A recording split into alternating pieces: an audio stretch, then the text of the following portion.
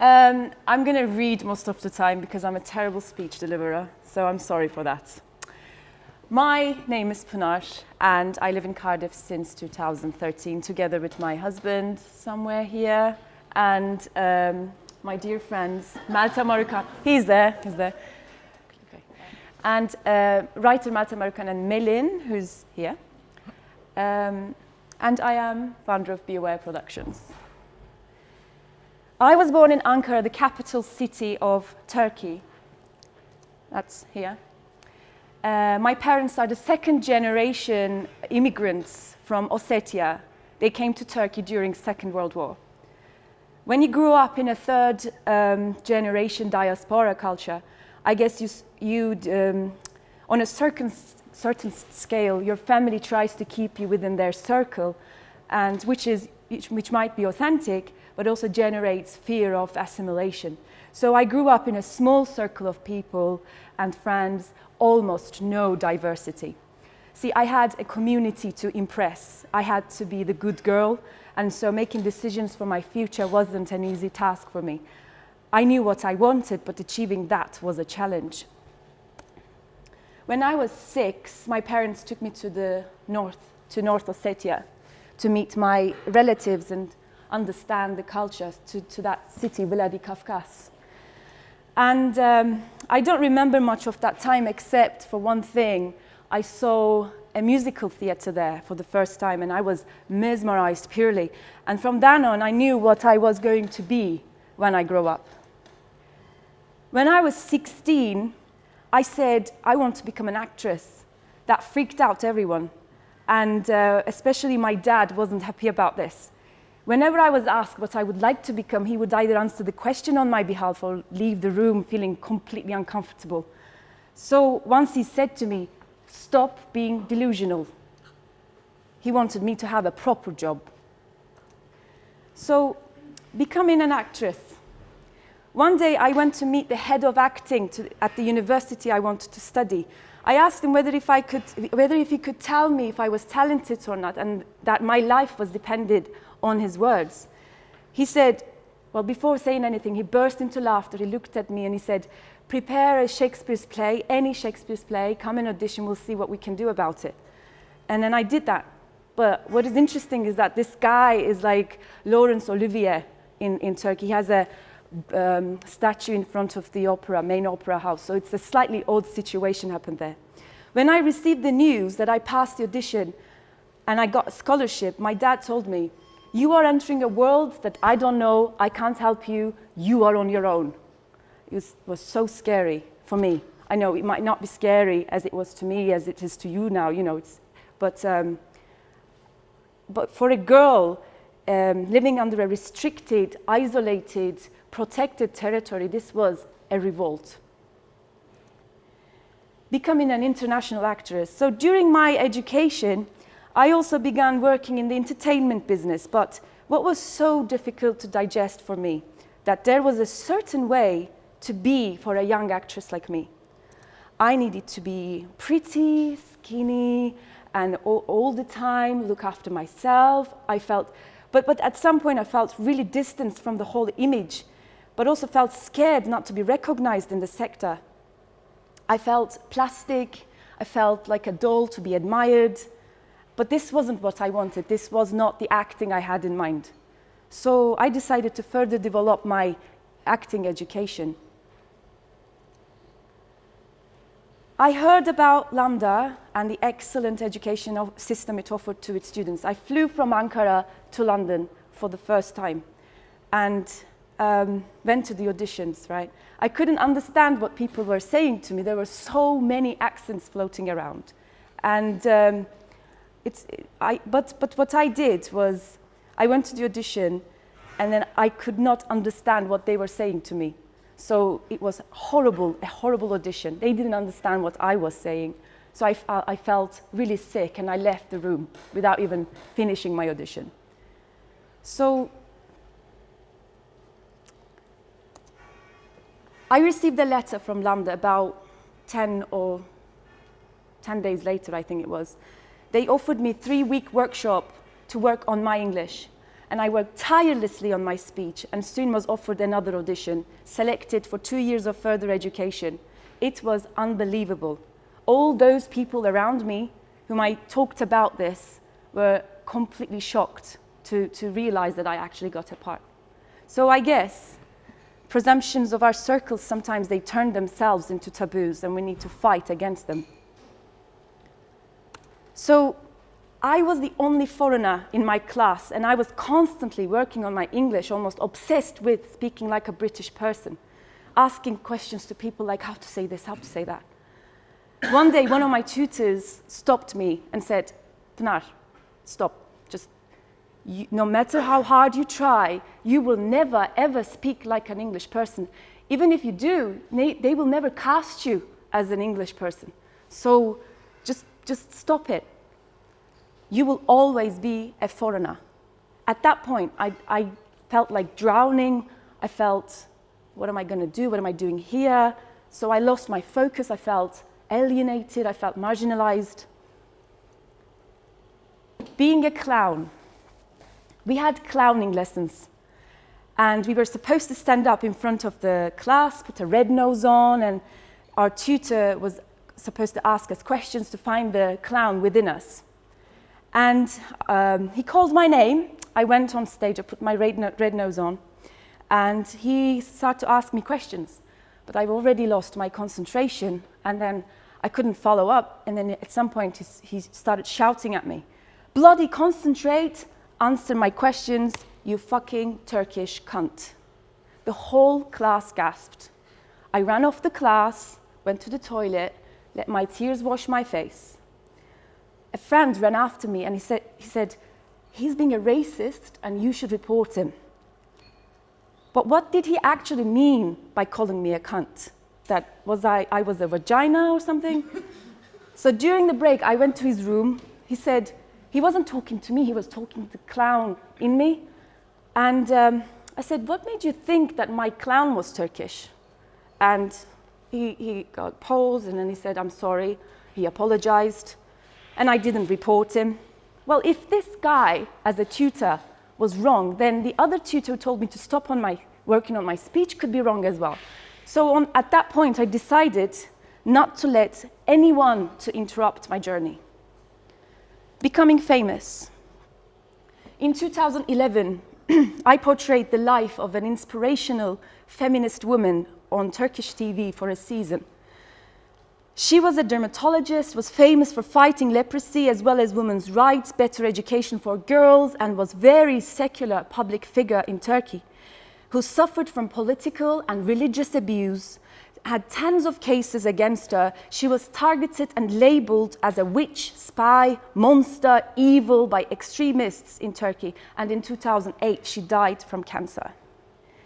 I met her patients in real life. I met her countless students whose lives she changed. I met so many people she transformed the lives of. I met her, but also I met her haters, who swore at me just for portraying her, who spit when I was walking. They were spitting in front of in front of me, basically. And she was gone, but people treating me as if she resurrected in me, and now I needed to be punished. I started receiving fan emails, lovely, lovely stuff, but as well as death threats, insulting, humiliating, and swearing letters from extremists. Turkish TV. For a year, I began to live in a new environment called set. I had no life outside this world. Every week, a new episode needed to be aired, and each episode was 1.5 hours long, and I was almost in every scene. One time, we needed to shoot 3 episodes in 2 weeks, and I collapsed at some point after working 38 hours non-stop. I called Mehmet Ali, and I said to him, "Wish we had a union that I could call right now. I can't take this anymore, these long hours, it's inhuman, we need to do something about this." One of the actors in the makeup room came to me. She said, "You can't say stuff like this here if you want to stay in the industry. You just need to keep your mouth shut. This is how things roll here." Well, Even though it was a very successful show, Channel couldn't handle the pressure from the haters, and so it didn't continue for another season. In the meantime, together with fellow actors, Mehmet Ali founded a union. During that time, they managed to do it, and he was elected as the first president. And the long hours in dramas was their first campaign, and that was the first protest I attended in my life. It was great to see the actor who told me to keep my mouth shut there. We had an eye contact, and I winked at her. Between 2011 and 2012, the world was beginning to turn into a different place. The media and the politics were changing globally. Meltem was inspired from all these new elements in this new world. And first she wrote an article manifesting that we are in a transition period from analog to the digital world, and that our perception was rapidly evolving, and that as artists we needed to produce art that could engage and keep up with it. Then she wrote an absurd, immersive, social media-oriented, interactive play where audience participated as much as the actors involved. She designed a dystopian country called Panama, ruled by sugar-coated dictatorship. As well as playing the director, Mehmet Ali decided to direct it. I played the lead as the revolutionist street pianist. It became a phenomenon. People, especially young generation, loved it. But after a year of successful run of Me Minor in Istanbul, in 2013, Gezi Park protests started. It was the second protest I was involved in my life. I was tear-gassed, ran from the police, hid in an apartment building for hours, did live streaming from my iPad, tried to explain that the reason why people were there was just to protect the trees, and that this brutal response from the police forces must be ended. I gave interviews on Turkish media and one time on Al Jazeera World, but no, things got really, really ugly. We were being accused of being the architects of the Gezi Park protests with Me Minor. Erdogan ran rallies to bring his supporters together, as he took this protest very personally. During his rallies, he targeted Mehmet Ali and said that he is responsible and he is a terrorist, and he will do everything he can to punish him. The campaign was targeted and persecutory, like a witch hunt from the 15th century. It was so traumatizing that I still find it hard to talk about this. Soon, these accusations were followed by hundreds and hundreds of death, rape threats. Even pro-government journalists were involved. The hostility was too much that Meltem and me had to flee the country overnight. A month later, Melin and then Mehmet Ali joined us as well. Since then, Wales has become the place we now call home. And as a result of this traumatic experience, I become a survivor. Political abuse is very similar to domestic violence. It creates fear, self-pity, and has the potential to drag you to a very dark place. I wanted to kill myself. I hated life.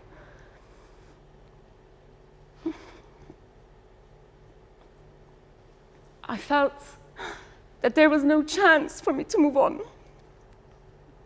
I was doomed, polluted. There was no way out for me. I felt I lost everything. I had no courage to make any decisions for myself. And what was so fascinating to observe, that people had ideas and opinions on my situation. I'm sorry. And I desperately needed someone to tell me what to do, what was the right thing to do. People said so many things, and I felt like I was thrown into a bag of words. That's when I realized taboos born out of fear and control. And taboos are like walls built by society between you and the world. Taboos can only exist if you chose to live with fear. It was 2015 I founded my company, Beware Productions. The main reason why I did that is simply because after hearing our story, people were asking whether if we were a company in Turkey or what. No, we weren't, but why not? Let's be a company. During that time, Meltem wrote a short play and handed it to me. After reading for a couple of times, I started to visualize it in my head. I started to see every moment of the text, word by word, in my mind, and soon I found myself drawing.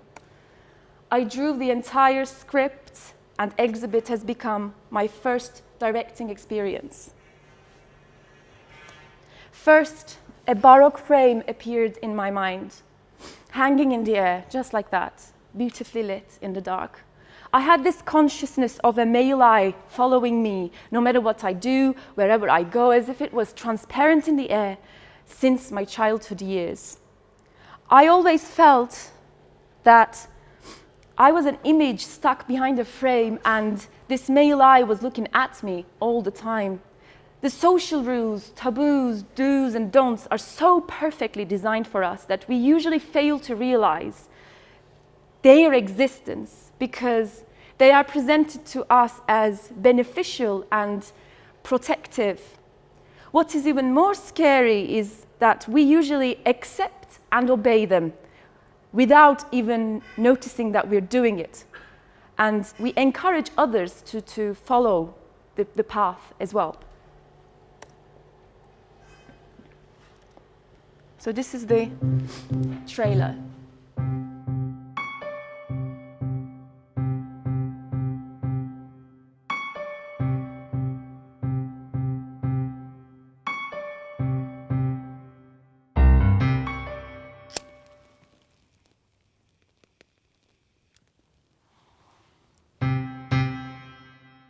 Look how perfect his shoulders are.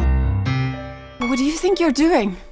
I've always wanted to know if it is me who chooses a woman or if the woman chooses me. We can come back to this one later. Wouldn't it be better if you talked about loving someone or being loved? Here we go, they're all the same in the end. They all just want to be discovered. We are on exhibit. You choose between us. I don't want to choose anymore. I want to be discovered. While working on Exhibit, we also applied to research and development fund to work on a piece Meltem wrote years ago about violence against women and child abuse.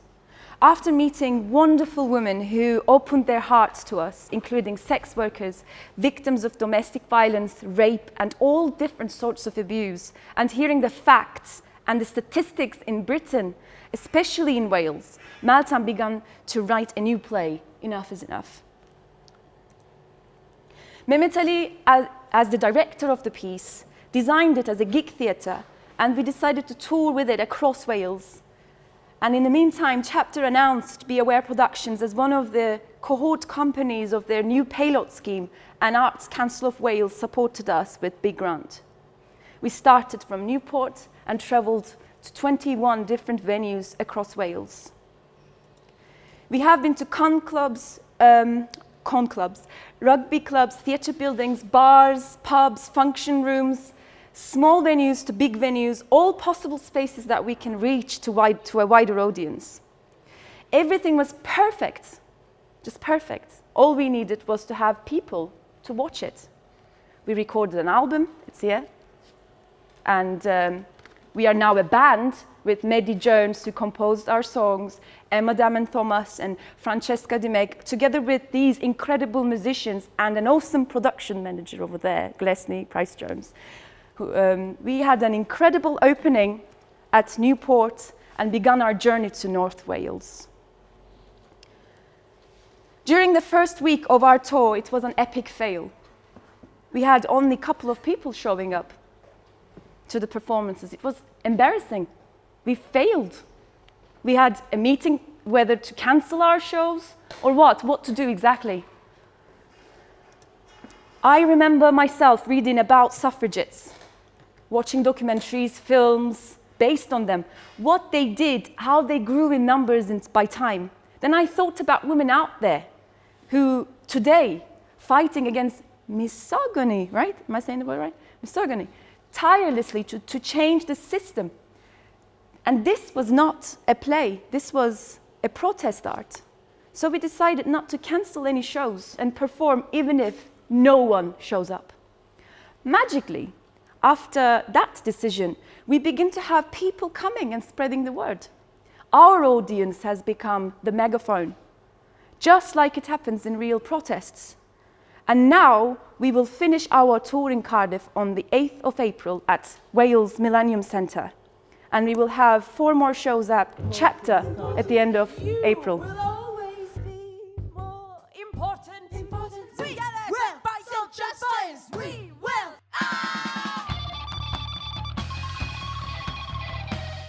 I love you, patriarchy. Laws don't function in the dark, do they? Angry, paranoid, paranoid. Prince Charming. I thought I'd found Prince Charming, basically. Enough is enough. Well, look at me now. I'm alive. I haven't gone mad. I'm here. So I could have been in a graveyard, or I could have been in a medical center with, all these heavy medication, trying to stay sane.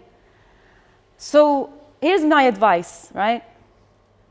Stop bullshitting and creating excuses for yourselves. And don't ever allow anyone to interrupt your journey, to disturb your passion, to take away what you like to do, what you love to do. And don't allow anyone to tell you what is right to do, because that doesn't exist. Notice the taboos, surpass the taboos, diminish them, and be free. Thank you.